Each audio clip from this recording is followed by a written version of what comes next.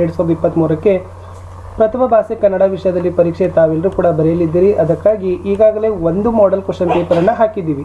Okay, ಇದು ಬಂದ್ಬಿಟ್ಟು ಎರಡನೆಯ ಮಾಡೆಲ್ ಕ್ವಶನ್ ಪೇಪರ್ ಆಗದ. ಮೋಸ್ಟ್ ಇಂಪಾರ್ಟೆಂಟ್ ಇದೆ. ಒಟ್ಟು ಈ ತರನಾಗಿರ್ತಕ್ಕಂಥ 10 ಮಾಡೆಲ್ ಕ್ವಶನ್ ಪೇಪರ್ಗಳನ್ನು ನಿಮಗಾಗಿ ಕೊಡ್ತೀವಿ. ಸೊ ಲಾಸ್ಟ್ ಎಕ್ಸಾಮ್ 2 ಡೇಸ್ಗಿಂತ ಮುಂಚೆ ಬಹು ನಿರೀಕ್ಷಿತ ಪ್ರಶ್ನೆಗಳನ್ನು ಸಹಿತನೂ ಕೂಡ ಹಾಕ್ತೀವಿ. ಜಸ್ಟ್ ತಾವುಗಳು ನಮ್ಮ ಚಾನಲ್ನಲ್ಲಿ ವಿಡಿಯೋಗಳನ್ನು ನೋಡಬೇಕು, ಲೈಕ್, ಶೇರ್ ಹಾಗೂ ಸಬ್ಸ್ಕ್ರೈಬ್ ಮಾಡಲು ಮರಿಬಾರ್ದು. ನಮ್ಮದೊಂದು ಟೆಲಿಗ್ರಾಮ್ ಗ್ರೂಪ್ ಅದ, ಸ್ಟಡಿ ವಿತ್ ಪರಶುರಾಮ್ ಅಂತ. ಲಿಂಕ್ ವಿಡಿಯೋದ ಡಿಸ್ಕ್ರಿಪ್ಷನ್ ಬಾಕ್ಸಲ್ಲಿ ಹಾಕಿದ್ದೀನಿ, ಅದಕ್ಕೂ ಕೂಡ ಬಂದು ಜಾಯ್ನ್ ಆಗಿ ಅಂತ ಹೇಳ್ತಾ ನೋಡೋಣ. ಎರಡನೇ ಸೆಟ್ ಕ್ವಶನ್ ಪೇಪರ್ ಕನ್ನಡದಲ್ಲಿ ಯಾವೆಲ್ಲ ಕ್ವಶನ್ಸ್ ಇದ್ದಾವೆ, ಕೀ ಆನ್ಸರ್ಸ್ ಏನು ಅಂತ. ಪ್ರಶ್ನೆ 1, ಹೊಸಗಾಲ ಇದು ಈ ಸಂಧಿಗೆ ಉದಾಹರಣೆ ಅಂತ ಕೇಳಿದ್ದಾರೆ. ಸೊ ಸರಿಯಾದ ಉತ್ತರ ಆಯ್ಕೆ ಡಿ, ಆದೇಶ ಸಂಧಿ ಅಂತಕ್ಕಂಥದ್ದು ಸರಿಯಾದ ಉತ್ತರ. ಪ್ರಶ್ನೆ 2, ಪುಣ್ಯದಂತೆ ತನಗೆ ಕಾಣಿಸುತ್ತವೆ ಈ ವಾಕ್ಯವನ್ನು ಭೂತಕಾಲಕ್ಕೆ ಪರಿವರ್ತಿಸಿದಾಗ ಆಗುವ ರೂಪ ಅಂತ ಕೇಳಿದ್ದಾರೆ. ಪುಣ್ಯದಂತೆ ನನಗೆ ಕಾಣಿಸುತ್ತವೆ. ಸೊ ಉತ್ತರ ಆಗ್ತದ ಆಯ್ಕೆ ಡಿ, ಪುಣ್ಯದಂತೆ ನನಗೆ ಕಾಣಿಸಿದವು ಅಂತಕ್ಕಂಥದ್ದು ಉತ್ತರ. ಪ್ರಶ್ನೆ 3, ನೋಡಿ ಗಾಂಡೀವಿ 7 ಪದವು ಈ ವಿಭಕ್ತಿಯಲ್ಲಿದೆ ಅಂತ ಕೇಳಿದ್ದಾರೆ. ಸೊ ಮೂರನೇ ಉತ್ತರ ಬರ್ತದೆ ಆಯ್ಕೆ ಬಿ, ಸಪ್ತಮಿ ಅಂತಕ್ಕಂಥದ್ದು.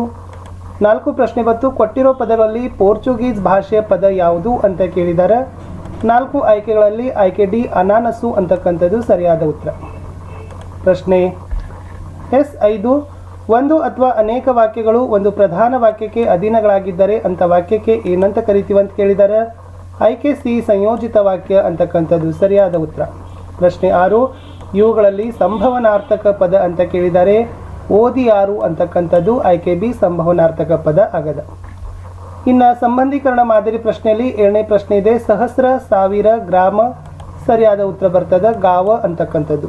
ಮುಂದಿನ ಪ್ರಶ್ನೆ, ಬಟ್ಟೆ ಬರೆ, ಜೋಡು ನುಡಿ, ತುತ್ತ ತುದಿ ಅಂತ ಕೇಳಿದ್ದಾರೆ. ಸೊ ತುತ್ತ ತುದಿ ಅಂತಕ್ಕಂಥದ್ದು ದ್ವಿರುಕ್ತಿ ಆಗದ. ಪ್ರಶ್ನೆ 9, ಊನೆಯ ಅಂದರೆ ಕೊರತೆ ಅಂತ ಕೊಟ್ಟಿದ್ದಾರೆ. ಹವನು ಅಂದರೆ ಡ್ಯಾಶ್ ಕೊಟ್ಟಿದ್ದಾರೆ. ಅಲ್ಲಿ ಕಟ್ಟಳೆ ಅಂತಕ್ಕಂಥದ್ದು ಉತ್ತರ ಆಗಬೇಕು. ಮುಂದಿನ ಪ್ರಶ್ನೆ, ಮೆಲ್ಲನೆ ಸಾಮಾನ್ಯ ಅವ್ಯಯ ಆದರೆ ರೊಯ್ಯನೆ ಅಂತಕ್ಕಂಥದ್ದು ಏನು ಕೇಳಿದರೆ. ರೊಯ್ಯನೆ ಅಂತಕ್ಕಂಥದ್ದು ಅನುಕರಣಾವ್ಯಯ ಆಗ್ತದೆ. ಒಂದು ವಾಕ್ಯದಲ್ಲಿ ಪ್ರಶ್ನೆಗೆ ಉತ್ತರ ಇತ್ತು. ಪ್ರಶ್ನೆ 11, ಯಾರ ಕಿವಿಗೆ ಉಪದೇಶ ನಾಟೋದಿಲ್ಲ ಅಂತ ಕೇಳಿದ್ದಾರೆ. ಉತ್ತರ ರಾಜ ಮನೆತನದವರ ಕಿವಿಗೆ ಉಪದೇಶ ನಾಟುವುದಿಲ್ಲ.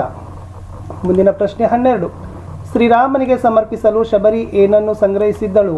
ಉತ್ತರ ಹೂವು, ಹಣ್ಣು, ಚಿಗುರು, ಪತ್ರೆಗಳನ್ನು ಸಂಗ್ರಹಿಸಿದ್ದಳು. ಧರ್ಮಾಧಿಕರಣರು ಏಕೆ ವಿಸ್ಮಯ ಹೊಂದಿದ್ದರು ಅಂತ 13ನೇ ಪ್ರಶ್ನೆ ಇದೆ.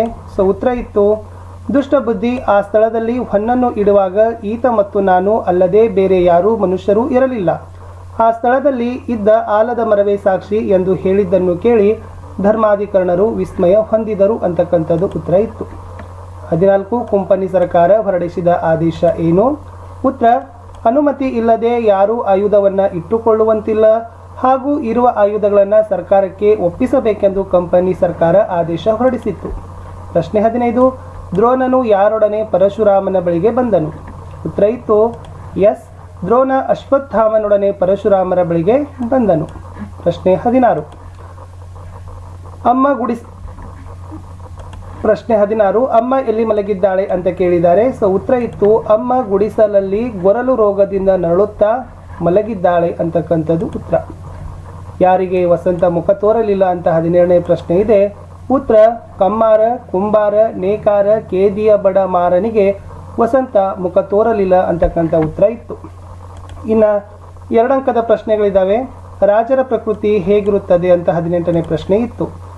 ಉತ್ತರ ಇದೆ, ರಾಜರ ತಲೆಗೆ ಅಹಂಕಾರದ ದಾಹ ಜ್ವರ ಏರಿ ಅವರ ತಲೆಗೆ ಕತ್ತಲೆ ತುಂಬಿರುತ್ತದೆ. ಅದು ದುಡ್ಡಿನ ಮದದಿಂದ ಉಂಟಾದ ಹುಚ್ಚು. ಅಂಥವರಿಗೆ ಜಗತ್ತೆಲ್ಲ ಕ್ಷುದ್ರವಾಗಿ ಕಾಣುತ್ತದೆ. ರಾಜ್ಯಾಧಿಕಾರ ರೋಗವೇ ಅವರ ಬುದ್ಧಿ ಮಂಕಾಗಲು ಕಾರಣ. ಹೀಗೆ ರಾಜರ ಮನೋಪ್ರಕೃತಿ ಇರುತ್ತದೆ ಅಂತ ಉತ್ತರ ಬರೀಬೇಕಿತ್ತು. ಪ್ರಶ್ನೆ 19, ವಚನ ಧರ್ಮದ ಬಗ್ಗೆ ದೇವನೂರರ ಅಭಿಪ್ರಾಯವೇನು. ಉತ್ತರ ವಚನ ಧರ್ಮದ ಆಂದೋಲನವು 12ನೇ ಶತಮಾನದ ಒಂದು ಮುಖ್ಯ ಘಟ್ಟ. ಈ ಆಂದೋಲನದ ಆ 22 ವರ್ಷಗಳು ಹುಡುಕಿದರೂ ಜಗತ್ತಿನಲ್ಲಿ ಕರ್ನಾಟಕದ ಈ ಮಾದರಿ ಬೇರೆಲ್ಲೂ ಸಿಗುವುದಿಲ್ಲವೇನೋ. ವಚನ ಧರ್ಮವನ್ನು ನಾವು ಒಂದು ಜಾತಿಯ ಕಪಿಮುಷ್ಟಿಯಿಂದ ಬಿಡಿಸಿ ಮೇಲೆತ್ತಿ ರಕ್ಷಿಸಿದರೆ ಅದು ಜಗತ್ತಿಗೆ ಬೆಳಕಾಗಬಲ್ಲದು. ಅದೇ ಒಂದು ಮಹೋನ್ನತ ಧರ್ಮವಾಗಬಲ್ಲದು ಅನ್ನೋದು ದೇವನೂರರ ಅಭಿಪ್ರಾಯ. ಪ್ರಶ್ನೆ 20, ಜನರು ಮೂರ್ತಿ ಪೂಜೆ ಮಾಡಲು ಕಾರಣವೇನು ಅಂತ ಕೇಳಿದ್ದಾರೆ. ಉತ್ತರ ನೋಡೋಣ. ಅದೃಶ್ಯ ಎಸ್, ಅಸ್ಪೃಶ್ಯ ಮತ್ತು ಅವ್ಯಕ್ತ ವಿಶ್ವಚಾಲಕ ಶಕ್ತಿಯನ್ನು ನಿರ್ಗುಣ ಮತ್ತು ನಿರಾಕಾರ ರೂಪದಲ್ಲಿ ಪೂಜೆ ಮಾಡೋದು ಎಲ್ಲರಿಗೂ ಸಾಧ್ಯವಿಲ್ಲ. ಆದ್ದರಿಂದ ಆ ವಿಶ್ವವ್ಯಾಪಿ ಶಕ್ತಿಯದೇ ಒಂದು ದೃಶ್ಯ ರೂಪವೆಂದು ಭಾವಿಸಿ ಜನ ಏನು ಮಾಡ್ತಾರಪ್ಪ ಅಂದರೆ ಮೂರ್ತಿ ಪೂಜೆಯನ್ನು ಮಾಡ್ತಾರೆ ಅನ್ನೋದು ಉತ್ತರ ಇತ್ತು.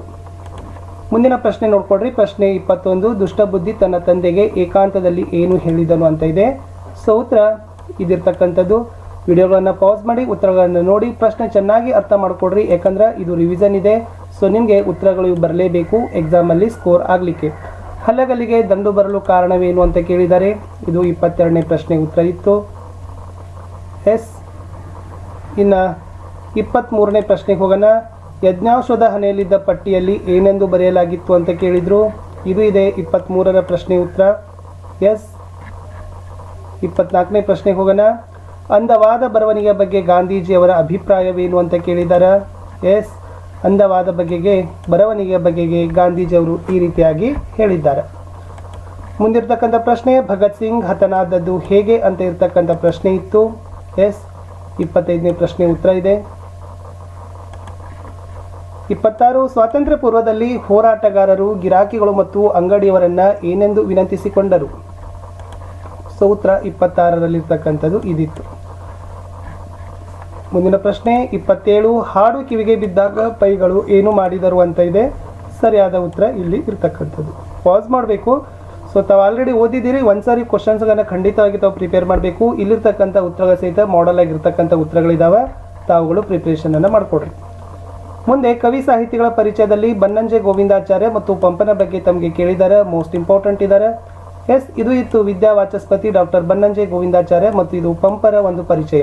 ಇಲ್ಲಿ ಅವರ ಜನ್ಮಸ್ಥಳ, ಕಾಲ, ಕೃತಿ, ಪ್ರಶಸ್ತಿ, ಬಿರುದು ಮತ್ತು ವಿಶೇಷತೆಗಳನ್ನು ಒಂದೊಂದು ಸಾಲದಲ್ಲಿ ಬರೆದ್ರೆ ಸಾಕು. ಮುಂದೆ ಹೋಗೋಣ. ಎಸ್. ಈ ಪ್ರಸ್ತಾರ ಹಾಕಿ ಗಣ ವಿಭಾಗ ಮಾಡಿ ಛಂದಸ್ಸಿನ ಹೆಸರನ್ನು ತಾವುಗಳು ಹೇಳಬೇಕು. ಇದು ನೋಡ್ಕೊಡ್ರಿ ಸಾಲು. ಎಸ್. ಇದ್ರ ಉತ್ತರ ಇದೆ ವಿದ್ಯಾರ್ಥಿಗಳೇ, ಇದು ಚಂಪಕ ಮಾಲಾ ವೃತ್ತ ಆಗದ ಅಂತಕ್ಕಂಥದ್ದು. ಮುಂದೆ ಅಲಂಕಾರಕ್ಕೆ ಹೋಗೋಣ. ಎಸ್. ಇದು ಇತ್ತು ಅಲಂಕಾರದಲ್ಲಿ ಕೊಟ್ಟಿರ್ತಕ್ಕಂಥ ವಾಕ್ಯ. ಈ ಅಲಂಕಾರವನ್ನು ಸಮನ್ವಯಗೊಳಿಸಿದಾಗ ಅದು ಯಾವ ಅಲಂಕಾರ ಆಗ್ತದೆ ಅಂದ್ರೆ ರೂಪಕ ಅಲಂಕಾರ ಆಗ್ತದೆ. ಅಲ್ಲಿ ಉಪಮೇಯ, ಉಪಮಾನ, ಅಲಂಕಾರ, ಸಮನ್ವಯ ಅನ್ನೋದನ್ನು ತಿಳ್ಕೋಬೇಕು. ಮುಂದೆ ಗಾದೆ ಮಾತುಗಳ ವಿಸ್ತರಣೆ ಕೊಟ್ಟಿದ್ದಾರೆ. ಹನಿ ಹನಿಗೂಡಿದರೆ ಹಳ್ಳ, ಆಪತ್ತಿಗಾದವನೇ ನೆಂಟ, ದಂಟಿಗಾದವನೇ ಭಂಟ. ಎಸ್. ಉತ್ತರ ನೋಡೋಣ. ಎಸ್. ಇದಿತ್ತು ಹನಿ ಹನಿಗೂಡಿದರೆ ಹಳ್ಳ, ಆಪತ್ತಿಗಾದವನೇ ನಂಟ, ದಂಡಿಗಾದವನೇ ಭಂಟ. ಎಸ್. ಇನ್ನು ಸಂದರ್ಭ ಸಹಿತ ಸ್ವಾರಸ್ಯ ಇದ್ದಾವೆ. ಸೊ ಸ್ವಲ್ಪ ವಾಕ್ಯಗಳನ್ನು ನೋಡ್ಕೊಡ್ರಿ. ಹೊತ್ತು ಹೊತ್ತು ಹೊತ್ತೇ ಹಣ, ಧರ್ಮದ ಆಚರಣೆಗಿರುವ ಪ್ರಧಾನ ಮಾರ್ಗವೇ ಯಜ್ಞ, ಸಾಮಾಜಿಕ ಕಾನೂನುಗಳ ಹರಿಕಾರ, ಬೇರೆ ಬನ್ನವನೇ ಕಾಣೆ. ಎಸ್. ನೆಲಕ್ಕಿರುವೆನೆಂದು ಬಗೆದಿರೆ ಚಲಿಕಿರುವೆ ಅಂತಕ್ಕಂಥದ್ದು, ಹೊಸಗಾಲದ ಹಸು ಮಕ್ಕಳ ಹರಸಿ ಅಂತಕ್ಕಂಥದ್ದು ಇದೆ. ಇವಿಷ್ಟು 33ರಿಂದ 38ರವರೆಗೆ ಸಂದರ್ಭ ಸಹಿತ ಪ್ರಶ್ನೆಗಳಿತ್ತು. ನೋಡ್ಕೊಡ್ರಿ. ಇದು 33ನೇ ಪ್ರಶ್ನೆ ಉತ್ತರ. ಎಸ್.